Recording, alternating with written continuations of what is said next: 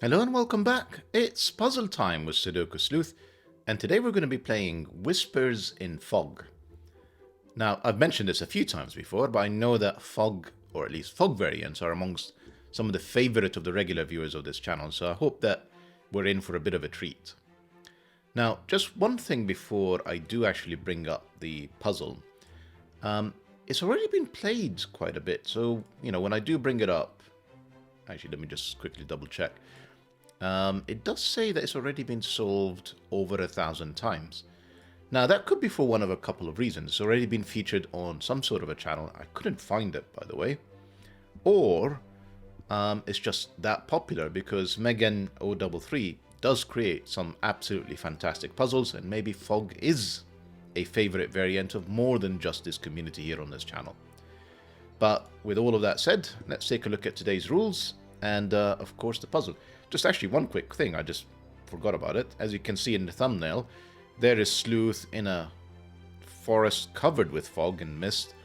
And I guess he's just prying his ears out, trying to listen in carefully about whatever whispers are coming through in this eerie background. Right, let's move on. Let's take a look at the rule set. So we've got Whispers in Fog by Megan 033. And we've got the following set of rules. First off, normal Sudoku rules apply. That means place the digits 1 to 9 once each in every row, in every column, and in every 3x3 box. We're pretty familiar with this one. Then we have adjacent digits along a green German whisper line must have a difference of at least 5. So if you imagine that this cell here is a 2, this would have to be 7, 8, or 9 to be 5 or more away. And if you imagine that this is an 8 now, for example, this would have to be 1, 2, or 3 to be, again, 5 or more away.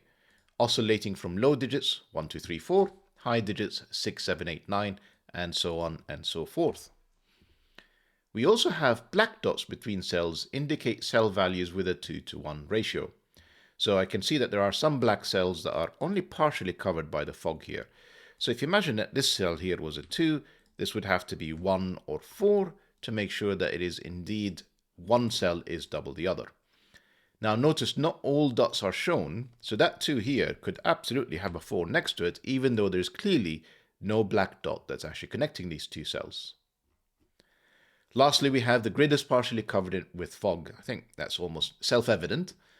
Correctly placed digits will clear the fog around the cell.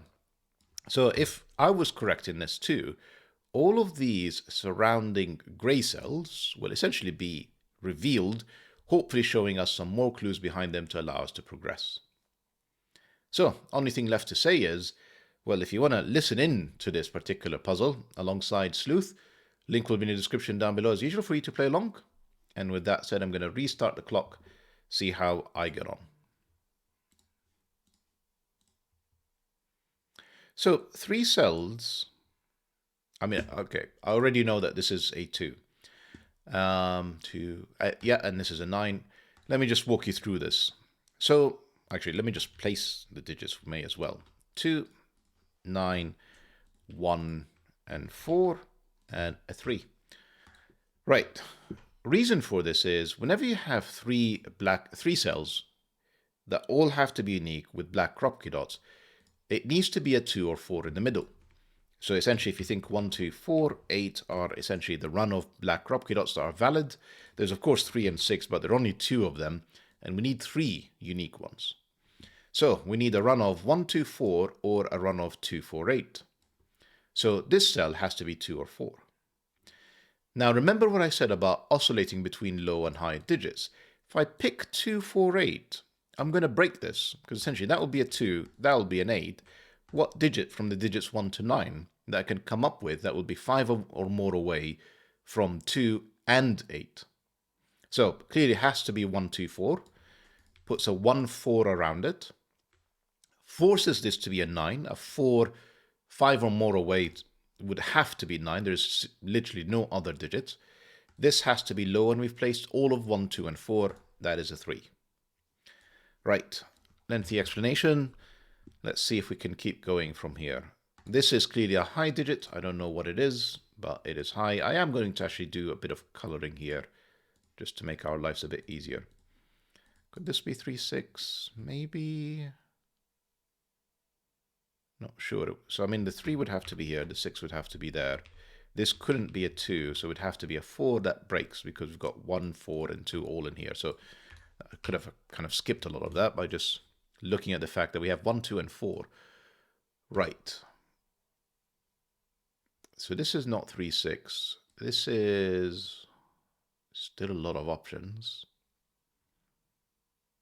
Another, oh, this has to be a high digit because we placed all the lows. So this is 6 or 8, the only 2 digits that are able to go on black Kropke dots, and therefore this is 3 or 4. If that is a 3, that would have to be a 4 because it can't be a 2. If that is a 4, that could be 3 or 5. So far, I mean, aside from the initial break-in, I'm not entirely sure where to go from here. Can't have a 5 on this cell. 5 is in one of 2 cells. If this is a 5, that would be 4, and that would be 2 or 8. That's possible. What are my options? Let me just think.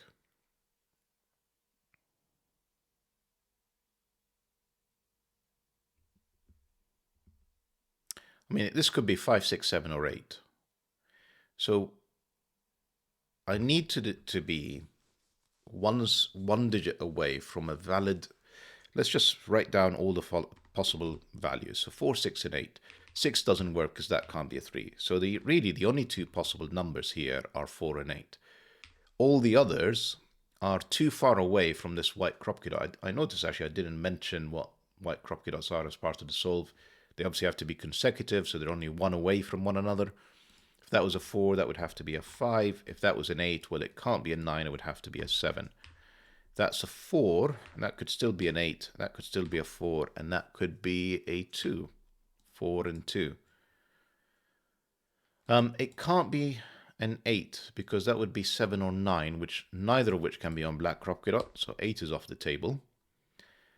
4 and 2 both work, because I can do 1 or 3 in here, both of which would work on a black Kropke dot. 4 can go to 3, 2 can go to either 1 or 3. Then I have 2 or 6 in here. 1, 2, 3, and 6. Right, if this is 1, 2, this would have to be 3. It could also be 3, 2, 1. Then the last option is this 6 would have to go to a 7, which it can't be because it's on a black Kropke dot, and it can't be a 5 on a German whisper line. So 6 is off the table, that is a 2. That 1 can't work anymore because the black Kropke dot would force a 2, so this has to be a 3, this has to be a 6. That therefore has to be a 1, 2, and 4, and 5. This is all lovely. Right, these are from 6, 7, 8. That is not a 6. That is a 3, so this would have to be 5 or more away. That is 8 or 9. It's quite limited.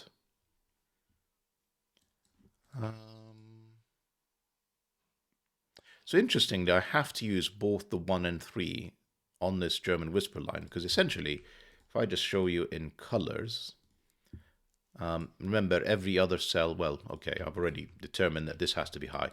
But essentially, if you imagine that I don't know which one is low and high, you know that they oscillate across this green German whisper line. The purples now can't be low because that would put 5 lows in column 3. So purple is high, orange is low. These are from 1 and 3. That 3 tells me that's the 1, 4, 1, 3, because we already placed 2 and 4. This has to be 8 or 9. In fact, this both have to be 8 or 9. Not 0 though. 6, 7, 8 tells me that this is the 9. This is the 8. 8. 1 in here, that can't be a 6 because that's at least a 2. And in fact, it is a 2. It can't be a 4, otherwise that would be a double 9. So that's a 2. This can be 7 or 9. It could still be a 9. And this here could be not 6, but 7 or 8. It can't be a 9 because I've already placed it. 3 here gives me a 4, an 8, a 7, a 6. That 8 gives me a 9 up there, which is very permissive. So other than not being a 4, this is 1, 2, or 3. This is no longer a 4, but 3 and, well, not 5 anymore. That's a 3. And we can color this green German whisper line as well. These are all low. This is a high digit that is not, well, hang on, it can be 7. It's not 8 or 9, and it can't be 6 because this is a double 1. That is a 7. These are therefore 1 and 2. That 1 gives me 2, 1. That can actually be a 6 with a double 1 around it. But it is 6 or 8 because it's on a black Kropke dot, meaning that this is 3 or 4 in here. This is, well, it could be a 1. We've already established that. If that's an 8, that would be a 2. And in terms of high digits, other than not being an 8, we basically have our pick. This can't be a 6, though.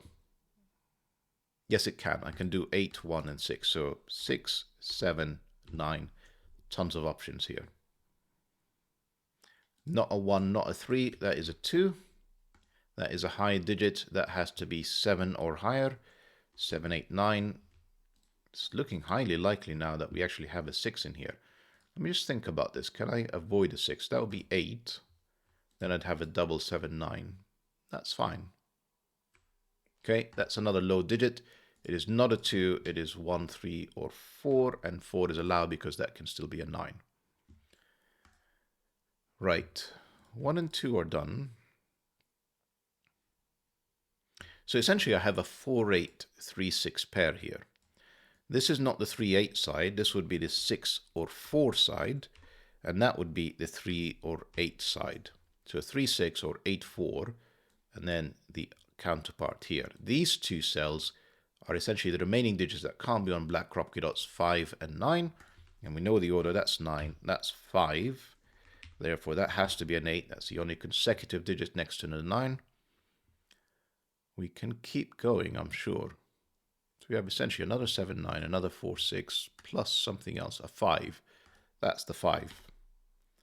That means I have a 4, 6, and a 7, 9 in here. So 4 and 6 are definitely there. And then a second 7, 9. Okay. What else can I see? So 1, 2, 3, and 4 all see this cell. So for it to be consecutive, these are 5 or higher. Not helpful. 1, 2, 3, 4. Looking at this black Kropke dot, that means that this is 6 or 8 again. We've got a double 6, 8. That is not a 6. That is not an 8. And that gives us 7, 9 pair. This is another 3, 4. That 3 tells us the order. That's 4. That's 8. That is a 6. That is a 1. Doesn't resolve our 7, 9s, but it does give us progress. That's 3, making this 4, making this 8. No longer a 4 in here. This is from 6, 7, 9, as we said earlier. 7, 9 pair.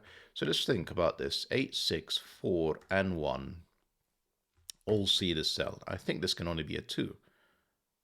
And it can't be a 3 either. So it's not 1, 3, 4, 6, or 8. Yeah, 2. This can't be a 1. That's a 4. That's not a 4 or a 3 for that matter. That's a 1. Very permissive, making this any high digit basically, and there is nothing seeing it. I mean, other than just I haven't colored it, I'll pencil mark it for now. Right, what can we do to actually make meaningful progress here? I mean, we've revealed most of the grid, so you can at least be happy about that. These are from 6, 7, 9. Aside from that not being a 9, that forces a 9 in one of these two cells. That was kind of known. 2 is not here, 2 is there. So essentially I've got 6, 7, 9. I don't even have to have a 6, mind you. I only have to have a 9. So there's essentially another 6, 7, 9 in here with a 5. Sorry, another 6, 7 with a 5. So 5, 6, 7 with a definite 5. If that's 5, that can't be a 4, that would be 6. If that's 6, that could be 5 or 7. And if that's 7, that can actually be even 8. Not great. Not great. 3 is very limited in box 3. That's the only place for it. That's all the low digits done.